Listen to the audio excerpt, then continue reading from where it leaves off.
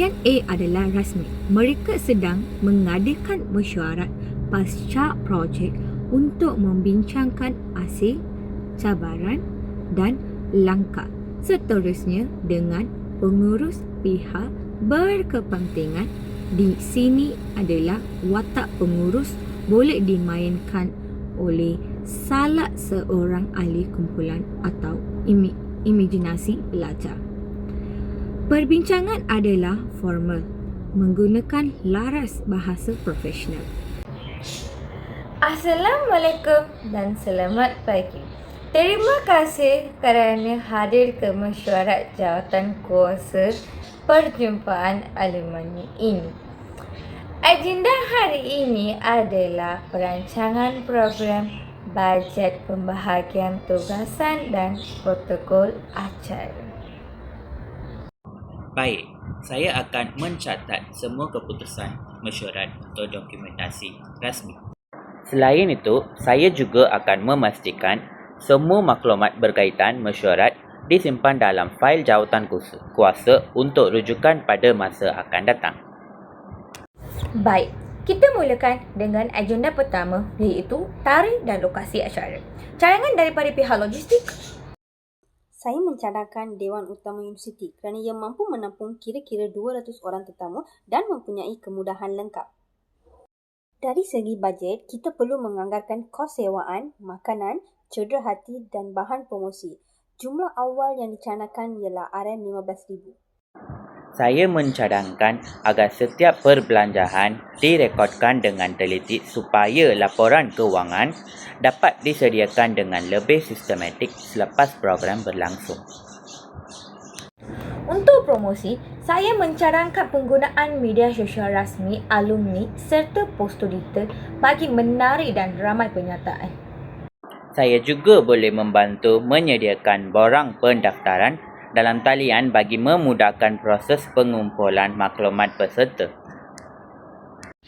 Baik, semua cadangan diterima. Pembahagian tugas akan dihantar oleh setiausaha selepas mesyuarat ini. Pastikan semua pihak menjalankan tanggungjawab dengan lebih baik. Untuk makluman semua, tarikh akhir pengesahan tugasan adalah seminggu sebelum acara berlangsung supaya segala persiapan dapat diselaraskan dengan baik. Jika tidak perkara yang lain, mesyuarat kita ditangguhkan. Terima kasih semua. Bahagian 2 adalah tidak rasmi. Selepas mesyuarat, mereka keluar makan malam bersama untuk meraihkan kejayaan projek. Perbualan bertukar santai, berkongsi pengalaman lucu, bercerita tentang rancangan hujung minggu atau memberi keucapan tahniah secara tidak formal. Wah, lega gila mesyuarat dah habis. Ingatkah I nak jadi macam bos besar tadi? Betul tu, masa mesyuarat tadi aku pun duduk tegar macam nak kena audit.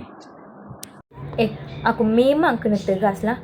Kalau tak, nanti semua benda kelang kabut.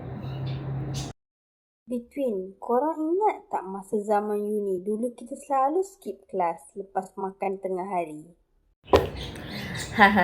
Jangan buka cerita lama. Aku ingat lagi Raj pernah tertidur dalam kuliah statistik. Aku siap ada gambar lagi masa tu sampai sekarang masih tersimpan dalam telefon lama aku. Bukan tidur, itu power nap akademik.